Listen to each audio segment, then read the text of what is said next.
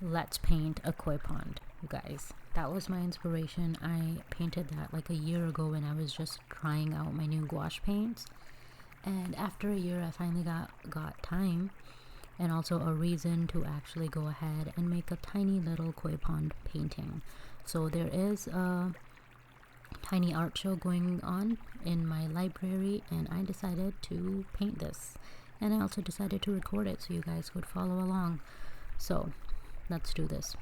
The background does take some time. I am using watercolors, and you know, it just takes time to build up that vibrancy and the look that you're going for. I am going for obviously some darker areas around the edges. I want a lighter center, so I'm just dabbing on some paints, and then here I am making lily pads, which right now I'm like, it just looks like it's too bright, you know, on top of that background. It just wasn't doing it for me. So I was like, okay, I want it to look like they're under a layer of water, so I'm just putting a layer of paint on top of all of them, and the green just went everywhere.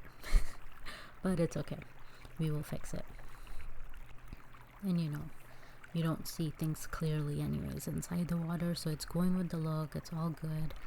So in this painting I'm using 3 different kinds of medium. The first one was watercolor, and then I decided to use acrylic for the lily pads. And I believe my acrylic markers that I have, yeah, those were like the most accessible. Like I didn't have my acrylic paints with me, so I was like, let me just use the markers. And so I am limited in my colors and in my ability to mix these, but we're gonna do it. We're just gonna do it. So 2 of the lily pads actually turned out to be like a metallic green. I didn't know that that marker was metallic, so I ended up changing that later on because I was like, yeah, I don't like how that looks. Just the shade was too dark, or like golden like. But yeah, and I'm here drawing my 2 fishes, my 2 fishies, koi fish. I'm just trying to see like where I want to place the second one, because the direction I actually wanted I was not able to do because of how I drew the first one or painted the first one. So it was like, whatever, it's okay. It still turned out good. So yeah, I'm using like different brands of acrylic markers. What are they? I will let you guys know later because I don't remember the brand name. But yeah, and I really love how you can draw like water ripples with just like faint white lines, so that part I really liked. And yeah, this background, it turned out to be very faded, because you know, once the paint dries it changes the color, and watercolor seeps into the canvas as well. So I went ahead and I put on a different layer, not a different, I put on another layer of paint. I was very careful because I also already had like, you know, acrylic elements on there, but it's all good because you know, it all works out. It all works out in the end. And then I'm just adding a little bit more of the white to make it more opaque. And I think it turned out good. I was worried about the lily pads because I was like, ugh, like it looks too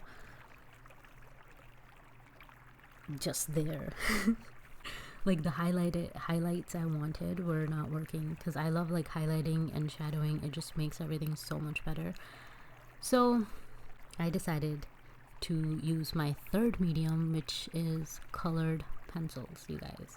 So I used colored pencils to add in some more depth, add in some details, to make the elements actually like pop. Because I wanted the shading and even the highlighting, I wanted it to be very soft. If I used the acrylic paints, they would be like really hard, and I couldn't use watercolors because we would just go on a spiral then of adding more and more and more and more paint and layers. So I decided to use color pencils, and I think it turned out pretty well. So whenever you guys do your paintings, make sure you add in shadows. They really add a lot to the paintings. Like you can look at the koi fish right now and then look at it once I add in the shadows and everything at the end. Like, I mean, it looks good like this too. It just depends, like, do you want a 2D effect, or do you want it to, for you to actually feel like you're there, you know, you're at this pond, or you were at the pond and you just took a photo, you know. Obviously it's not that realistic, but you know, you know what I mean. And then also, like, with the colored pencils, I just felt like I didn't have the correct color for the shading. Like, if I did this digitally, I would probably have used like a grayish tone. And yeah, but I didn't have a gray colored pencil, and then I decided to use the black one and kind of, like, you know, blend it out. But yeah, overall I think it looked good at the end. Tell me what you guys think. I think it will look good at the library.